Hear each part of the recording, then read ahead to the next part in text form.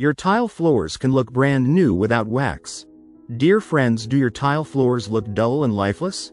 The good news is you don't need expensive wax or harsh chemicals to restore their shine.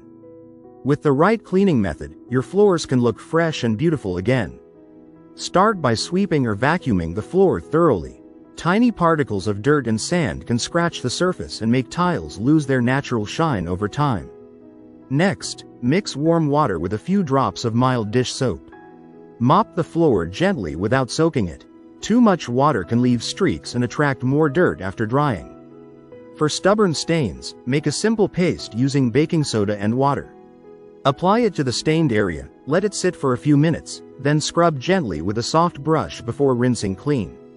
If you want extra sparkle, mix equal parts white vinegar and warm water for ceramic or porcelain tiles only.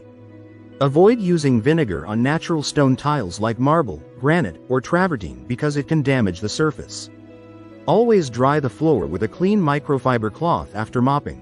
This simple step prevents water spots and instantly improves the shine.